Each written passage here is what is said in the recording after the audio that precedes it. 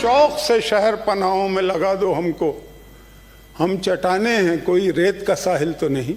से उल्फत है जुर्म अपना, ये जुर्म ता जिंदगी करेंगे, है किसकी गर्दन पे खूने नाहक, ये फैसला लोग ही करेंगे। और वतन परस्तों को कह रहे हो वतन का दुश्मन डरो खुदा से, जो आज हमसे खता हुई है यही खता कल सभी करेंगे। लिए जो फिरते हैं तमग़े फन, रहे हैं जो हम ख्याले रहज़न, हमारी आज़ादियों के दुश्मन हमारी क्या राबरी करेंगे। और सितमगरों के सितम के आगे न सर झुका है न झुक सकेगा, शिआरे सादिक पे हम हैं नाज़ां, जो कह रहे हैं वही करेंगे इंशाअल्लाह ताला। फराग मेरे लिए मौत की अलामत है, मैं अपनी पहली फरागत में मारा जाऊंगा, और जो चुप रहा तो मुझे मार देगा मेरा ज़मीर, गवाही दी तो अदालत में मारा जाऊंगा। अब एक ही मतलब के तोता कहानी रोजाना हम सुनते हैं जी, मनी लॉन्ड्रिंग हो गई फलाना, पता नहीं किसने सिखा दिया है। भाई आपके कैबिनेट में जो लोग बैठे हुए हैं, आपको उनके बारे में कुछ पता है? अगर अपोजिशन ने, मैं ये कोई नहीं कहता कि कोई फरिश्ता यहाँ पे बैठा हुआ है, अगर अपोजिशन ने कोई काम 10% किया है तो 100% वाले कैबिनेट में बैठे हुए हैं, और ये एजेंसियों के पास उसके सबूत के साथ बहुत सारी चीज़ें मौजूद हैं। आपके चीफ मिनिस्टर पंजाब को बुलाया है, नैब ने 5 करोड़ रुपए रिश्वत ली है उन्होंने लाइसेंस देके। आपकी बाजियों के पास से 107 अरब रुपए निकल चुका है। आप सैकड़ों अरब सिर्फ दवाइयों में खा चुके हैं। आपने इस मुल्क के अवाम को जो आटा और चीनी 53 रुपए और 35 रुपए में मिल रही थी, वो 70 रुपए और 100 कर दिया, और नई नीचे करके दे रहे। रोजाना तहकीकाती कमीशन आते हैं, उसके मेंबर चेंज कर दे। मतलब चालाकियां देखें कैसी कैसी हैं। भाईजान अपनी जरा गिरेबान में झांके, आप अपने गिरेबान में झांकेंगे तो आपको इतनी शर्मिंदगी होगी। लेकिन बात यह है कि ये रोजाना की हमसे जवाब नहीं दिया जाता, एक ही बात है, पता नहीं किसने इनको सिखा दी है। भाई आपने इस मुल्क को, ये देखें अजीब और गरीब बात है, आप किसी मुल्क में जाए ना, उसकी इकोनॉमी का पता करना हो तो आप एक लफ्ज पूछते हैं कि भाई जीडीपी यहाँ का कितना है, वो कहते हैं फलां इतना इतना, उससे अंदाजा हो जाता है लोगों को। 5.8 पे जीडीपी पे इन्हें हुकूमत मिली है, -4 पे कहते हैं ये मुल्क तरक्की कर रहा है, आगे जा रहा है, अवाम रो रही है ना सर। और किस किस बात का मातम करेंगे इस 2 साल में जो कुछ हुआ है, इस हुकूमत ने जो कुछ किया है पाकिस्तान के अवाम के साथ। जी ठीक, आप ही बता दें मैं किस तरह की बातें करूं। चलिए मुशाहिद साहब कैरी ऑन प्लीज। जी जी हाँ,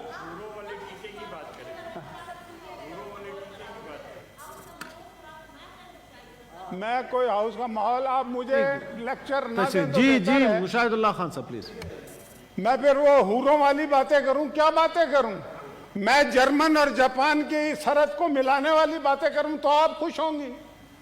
मैंने क्या गलत बात की? क्या आप भंग की तिजारत करने के चक्कर में नहीं है? आपके वजीर ने ये बयान, मैं कौन सा अपने बात से बातें कर रहा हूं? आपको तकलीफ होती है तो जाके प्राइम मिनिस्टर हाउस में उनका जाके गला पकड़ लें, जिन वजीरों ने ये बातें की हैं और जिस वजीर आजम ने ये बात की है। आप मुझे यहां पे समझा रही हैं? ये तो मातम है जनाब, ये देखे ना पूरे मुल्क में मातम है, और ये हुकूमत जो है एक सीसीपीओ को बचाने के चक्कर में,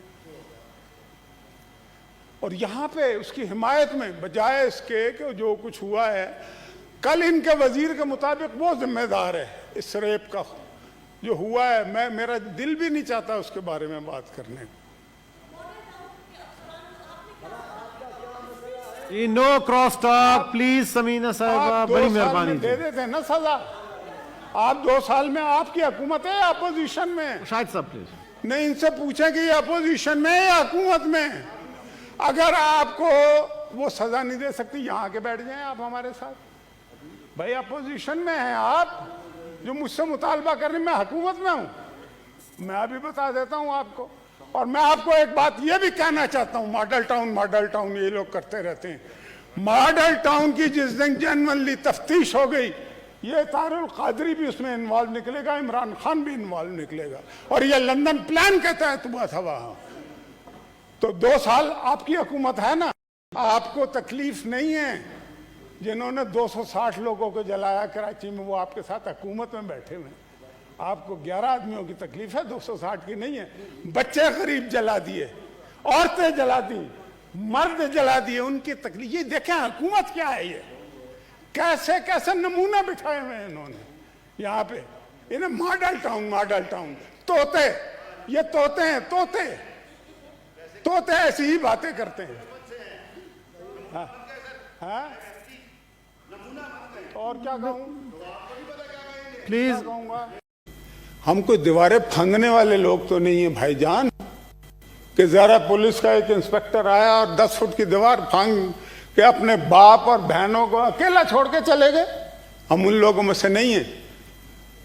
हमने हर दौर में तजलील सही, लेकिन हमने हर दौर के चेहरे को ज़िया बख्शी। हमारे से इस तरह से आप टकराएंगे, कल को आप रो रहे होंगे। आप यकीन करें, हम रोने वाले लोग नहीं हैं, लेकिन मुझे इनके आंसू अभी नजर आ रहे हैं। इनके साथ बड़ा बुरा होना है, क्योंकि इस तरह से किसी हुकूमत ने किया नहीं है आज तक।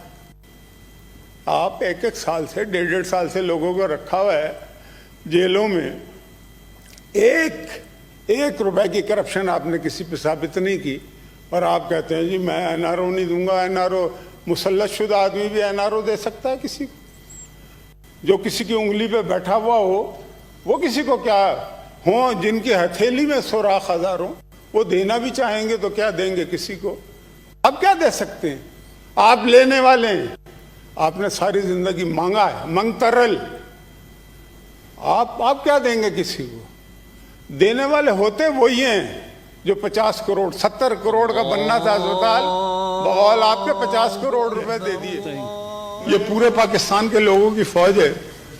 और मियां नवाज शरीफ साहब ने तकरीर में फौज के खिलाफ कोई बात नहीं की, और अगर फौज के खिलाफ किसी ने बात की है तो 21 वीडियोस मौजूद हैं, उनको चला दें, यहां पे पता लग जाएगा नवाज शरीफ ने की है या इमरान खान ने की।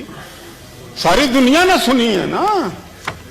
21 वीडियो, एक आध नहीं है, 21 वीडियो जो आज तक पाकिस्तान की तारीख में फौज और फौजी जर्नैल के खिलाफ एज ए इंस्टीट्यूशन इंडिया में जाके बात की, अमेरिका में जाके बात की, इल्जामात लगाए आईएसआई के ऊपर, ओसामा बिन लादेन के हवाले से, दीगर चीजों के हवाले से। ये हमने नहीं किया भाई। लिहाजा फौज को, आप पता फौज क्यों करते हैं? आप कमजोर पड़ गए कि जी ताकि फौज आपके लिए लड़े। तो फौज को मतलब, फौज किसी के लिए नहीं लड़ेगी। फौज को ना किसी की होती है ना होना चाहिए। इतने कमजोर हो गए हैं 2 जलसों से। फौज आपकी नहीं है। फौज किसी सियासी जमात की नहीं होती। फौज का ताल्लुक रियासत से, एग्जेक्टिव से। आप क्यों इस समय से बातें करते हैं? और ये आप मेरे भाई हैं, मैं ये कहना चाहता हूं, जब आप फौज की बात करते हैं तो आप अपनी कमजोरी का इजहार करते हैं कि आप इतने लागर हो चुके हैं, आप इतने कमजोर हो चुके हैं, आप अपनी टांगों पर नहीं खड़े जो फौज आए और इनको सपोर्ट करे। तो ऐसे तो नहीं होता ना जनाब चेयरमैन। और वो है ना, देखें, ये सच बोलना और हक में चलना, और ये लोग तो कोई बात कर ही नहीं सकते, चाहे फौज की बात हो या किसी और चीज की बात हो। इन्होंने जो कुछ इस मुल्क के साथ इस 2 साल में कर दिया है, वो हम जो है वो नजर आ रहा है।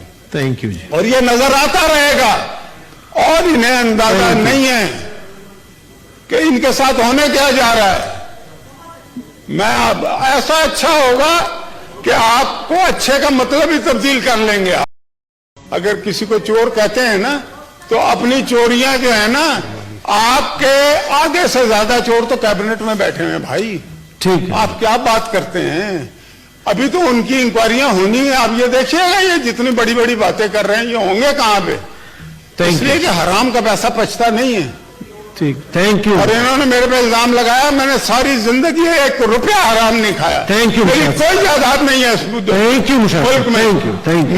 میں نے کسی کو دھوکہ نہیں دیا. Thank you, میں نے sir. کسی کو چیٹنگ نہیں کی. Thank you, میں کہیں سے بھاگا نہیں ہوں. میں کوئی اشتہاری مجرم نہیں ہوں. کہ ہماری پارٹی اور اپوزیشن کا کون سا ایسا آدمی ہے جسے جیل میں نہیں ڈالا گیا؟ اور یہ نہیں ہے کہ ویسے ہی اچانک کہا گیا کہ ہم جیل میں ڈالیں گے، ہم نہیں چھوڑیں گے. اور یہ جو کراچی کا واقعہ ہوا ہے اس سے 1 دن پہلے جو پرائم منسٹر صاحب ہیں انہوں نے اپنے منہ پہ ہاتھ پھیر کے کہا نا کہ میں نہیں چھوڑوں گا. اب جب سب سے بڑا چیف ایگزیکٹو یہ بات کرے گا تو پھر کچھ نہ کچھ ہلا گلا تو ہونا ہی ہے نا. تو وہ ہو گیا، کر کے دکھا دیا. انہوں نے کہا جناب والا آپ نے حکم فرمایا ہم نے عمل کر دیا. لیکن یہ حکم فرمانے والوں کو یہ نہیں پتا ہوتا کہ ہر عمل کا ایک رد عمل ہوتا ہے. اور جب آپ غلط فیصلے بار بار کرتے ہیں تو پھر ڈیوائن جسٹس بھی شروع ہو جاتا ہے. مجھے نہیں معلوم کہ ان کو اندازہ ہے یا نہیں کہ وہاں پہ کیا ہوا ہے اور ابھی کیا ہو رہا ہے اور یہ ملک کتنے خطرات کا شکار ہو چکا ہے. یہ انہیں اندازہ نہیں ہے. ابھی ہو جائے گا اور کچھ چند دنوں میں. کیپٹن صفدر کو جیل میں ڈالا ناحق، اور اگر انہیں ڈالا ہے تو ان کے بہت سارے لوگوں کو جیل میں ہونا چاہیے.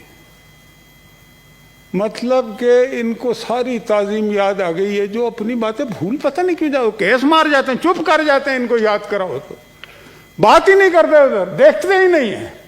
پھر کیا نہیں کیا آپ نے اس ملک، کیا آپ نے اس پارلیمنٹ پہ حملہ نہیں کیا جہاں پہ ہم کھڑے تقریر کر رہے ہیں؟ آپ کو جیل میں ڈالا تھا ہم نے؟ نہیں ڈالا تھا نا. پی ٹی وی پہ قبضہ کیا ہم نے، جیل میں ڈالا تھا آپ کو. ساری فلمیں موجود ہیں، ہر چیز. اگر آپ اتنے ہی اچھے ہیں تو بھائی چلو ہم نے نہیں ڈالا تھا آپ ڈال دیں، کیونکہ آپ ہمیں تو ڈال ہی رہے ہیں نا آپ کا. لیکن انتقام کی آگ جو ہے وہ ٹھنڈی نہیں ہو پا رہی. اس لیے ٹھنڈی نہیں ہو پا رہی کہ اگر آپ انتقام لیں گے تو باقی تو کچھ کر ہی نہیں سکتے. نہ آپ سے نہ کچھ ہوتا ہے، نہ آپ کو کچھ آتا ہے کرنا، نہ آپ نے کچھ کیا ہے 2.25 سال میں، اور نہ آپ کے اندر وہ صلاحیت ہے. 2 باتیں اور. ایک کیپٹن صفدر کی گرفتار کیا، باہر آ گیا. پتہ نہیں کتنے لوگ ابھی اندر ہیں. شہباز شریف جیل میں ہے، حمزہ شہباز 1.5 سال ہو گیا ہے جیل میں ہے. نواز شریف کو جیل میں ڈالا، مریم کو 2 دفعہ جیل میں ڈالا، خاقان عباسی کو جیل میں ڈالا، سعد رفیق کو جیل میں ڈالا، احسن اقبال کو، سلمان کو، جو بیوروکریٹ تھے ان کے ساتھ، ان تک کو نہیں چھوڑا آپ نے. ابھی بھی جیل کاٹ رہے ہیں. 1 روپے کی کرپشن آپ ثابت نہیں کر سکے تو ڈالتے رہے جیل میں. ہم تو عادی مجرم ہیں بھائی اس معاملے میں. جیلوں میں میں نے 8 جیلیں صرف عمران خان کے جو پرانے باس ہیں نا پرویز مشرف، ان کے دور میں 8 جیلیں کاٹی ہیں. تشدد بھی ہوا ہے میرے پہ. میں سولٹری میں بھی رہا ہوں، میں اغوا بھی ہوا ہوں. آپ ہمیں ڈراتے ہیں. کیا شیخ ملے گا تجھے گل فشانی کر کے، اور کیا پائے گا تو توہین جوانی کر کے. اور تو ڈراتا ہے انہیں آتش دوزخ سے جو آگ کو پی جاتے ہیں پانی کر کے. تم ہمیں جیلوں کے دھمکیاں دیتے ہو. ڈالو جیلوں میں، جس مرضی کو ڈالنا ڈالو. لیکن مجھے آپ کے آنسو ابھی سے نظر آ رہے ہیں. جس دن آپ کو جیل میں جانا پڑا آپ نے رونا ہے، اور آپ کے آنسو پوچھنے والا کوئی نہیں ہوگا. پھر ہم میں سے ہی ہوگا. میں ہوں گا انشاءاللہ. یہ پرویز رشید ہوگا، یہ رضا ربانی ہوگا. یہ ایسے لوگ، مار کھائے ہوئے لوگ کسی کو تکلیف نہیں دیتے. مار کھائے ہوئے لوگ کبھی کسی کو تکلیف نہیں دیتے. ان کا کام ہی آنسو پوچھنا ہے. وہ آنسو نکالتے نہیں ہیں. یہ سارے آنسو پوچھنے والے لوگ یہاں پہ بیٹھے ہوئے. ابھی دیکھنا تماشا کیا لگتا ہے تمہارے ساتھ. تمہیں اندازہ ہی نہیں ہے ہو کیا رہا ہے اس ملک میں. دوسری احتجاج کا بہرحال طریقہ ہے، اس میں بھی غور کرنے میں کوئی حرج نہیں. پہلی بات تو یہ ہے کہ اس میں حکومت وقت جو ہے اس کا کردار سب سے زیادہ اس لیے ہونا چاہیے کہ ہم ایک اسلامی مملکت میں بستے ہیں. اور وہ کردار صرف اس حد تک نہیں ہونا چاہیے بیانوں کی حد تک، اس میں ہمیں غور کرنا چاہیے کہ اس کا مستقل جو ہے علاج کیا ہے اس کا۔ میں ایک بات یہ کرنا، دیکھیں طیب اردوغان ہر معاملے میں لیڈ لیتے ہیں، اللہ ان کو زندگی سے دے، وہ اس وقت امہ کے ایک لیڈر کی حیثیت سے سامنے آئے ہیں، اور اس سے پہلے بھی بہت سارے ممالک میں آپ نے دیکھا کہ اس طرح کے خاکے واقع بنے ہیں اور لوگ اس پہ ری ایکشن بھی کرتے ہیں، بلکہ ایک آدھ ہمارے ملک سے ایک ناروے میں جب وہ ہوا تھا، وہ پچھلے کچھ ہی عرصہ پرانی بات ہے، زیادہ پرانی بات نہیں ہے، خاکے تو طاہر القادری صاحب نے اس کے حق میں بات کی تھی، اور یہاں پہ کسی نے اس کے خلاف کوئی شور نہیں کیا، کوئی ری ایکشن نہیں کیا۔ ابھی تک اس ایشو پہ تو ان کا کوئی بیان نہیں آیا، لیکن مجھے پرانا یاد ہے۔ میں یہ سر کہنا چاہتا ہوں کہ اس دنیا میں مذہبی لحاظ سے اگر دیکھا جائے تو سب سے بڑی آبادی عیسائیوں کی ہے، مسیحی برادری کی ہے۔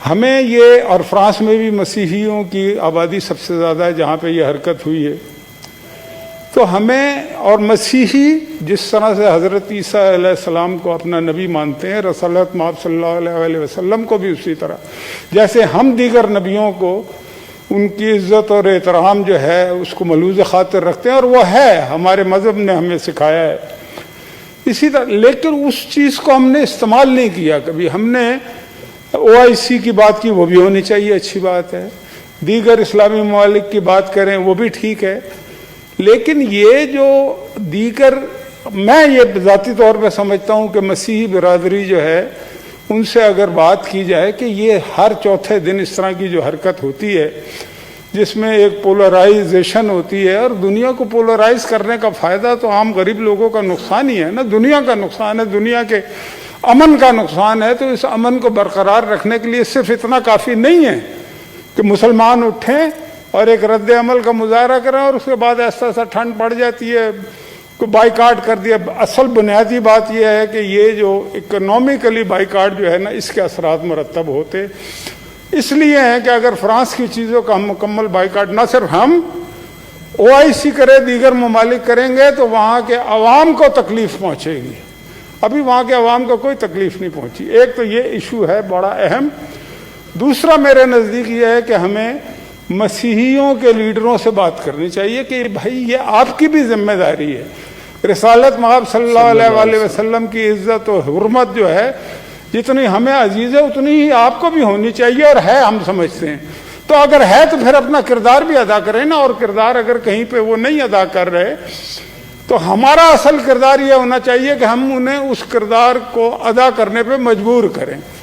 یہ میری رائے ہے۔ باقی جو روایتی چیزیں ہیں وہ بھی ہونی چاہیے، اور یہ انتہائی قابل مذمت قدم ہے۔ ہماری حکومت کو بھی غیر روایتی طریقے اب اختیار کرنے پڑیں گے آگے بڑھ کے، کیونکہ یہ کسی صاحب نے بات کی تھی اور درست کی تھی کہ ہمارے ماں باپ سے بھی زیادہ اگر کسی کی عزت اور حرمت ہے تو وہ رسالت صلی اللہ علیہ وسلم کی ہے۔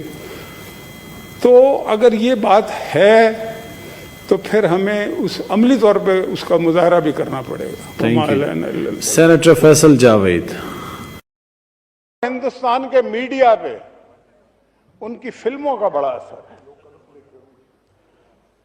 ایسا محسوس ہوتا ہے کہ ہندوستان کی ریاست کا ایک ہی ستون ہے اور وہ ان کی فلمیں، اور ایسی ڈائلاگ بازیاں کرتے ہیں ان کے میڈیا کے لوگ خاص طور سے، اور ان کے دیگر لوگ بھی۔ مثلا ایک فلم کا ڈائلاگ ہے، وہ سارا میڈیا سنا رہا تھا کچھ دنوں سے، کہ ہم گھس کے ماریں گے۔ اب یہ کوئی گفتگو ہے کرنے والی؟ اچھا پھر وہ گھسے، یا بھی نندن گھسے تھے نا، حملہ کیا تھا نا انہوں نے، لیکن مارا تو پھر نوید صدیقی نے نا، تو آپ کا ڈائلاگ تو آدھا ہی رہ گیا۔ آپ حسن صدیقی، آپ نے ابھی نندن تو پیدا کر دیا، لیکن حسن صدیقی آپ کی سرزمین پہ پیدا نہیں ہوا، نہ امام عالم پیدا ہوا، نہ اس کی سنت کو چلانے والے پیدا ہوئے۔ اس لیے نہیں پیدا ہوئے کہ ہمارے فوجیوں کو یہ سکھایا جاتا ہے کہ آزاد منش انسانوں کے دنیا میں ٹھکانے دو ہی تو ہیں، یا تختہ صولی پھانسی کا یا تخت مقام آزادی کا۔ اب آپ الرحمن الرحیم دیکھیں، وزیر اطلاعات جو ہیں، وزیر اطلاعات و وزیر اعظم یہ جتنے بھی ہیں، یہ سارے نئے بچونگڑے ہیں سیاست کے، انہیں پتہ ہی کچھ نہیں ہے کہ یہ کیا بات کرے۔ بڑی بڑی باتیں کرنے کا شوق ہے اور پھر وہ یو ٹرن لینے کا بھی شوق ہے، کیونکہ وہ عمران خان جو لیتا ہے۔ انہوں نے کہا جلسہ، اب وہ کہہ رہا ہے کہ جی جلسہ وہ میں تو جیت گیا اس لیے کہ بیچ میں اسٹیج بنا لیا۔ بھائی بیچ ہی میں ہمیشہ اسٹیج بنتا ہے، اور میں آپ کو یہ کہنا چاہتا ہوں، نہ صرف اسٹیڈیم بھرا ہوا ہوگا، ارد گرد کی سڑکیں بھی بھری ہوئی ہوں گی۔ اور یہ جو ہے، اس کو آپ وزیر اطلاعات کو یاد کرائیے گا، یہ دیکھے کہ یہ اس نے تو صرف اسٹیڈیم کی بات کی تھی، اسٹیڈیم تو بھر ہی جانا ہے، چاہے اسٹیج کہیں تو بنے گا نا، اسٹیج کہیں پہ بھی بنے، ارد گرد کی سڑکیں بھی، جی ٹی روڈ پہ بھی لوگ ہوں گے، یہ میری بات یاد رکھیے گا۔ انہیں اندازہ نہیں ہے لوگ ان کے بارے میں سوچتے کیا ہے۔ لوگ جو لوگوں کے ساتھ جو کچھ اس حکومت نے کیا ہے، کیا وزیر اطلاعات کو پتہ نہیں ہے؟ وہ تو بیچارہ احمد فراز جو ہے وہ زندہ نہیں ہے، ورنہ اس کو تو وہ آگ کر چکا ہوتا تھا۔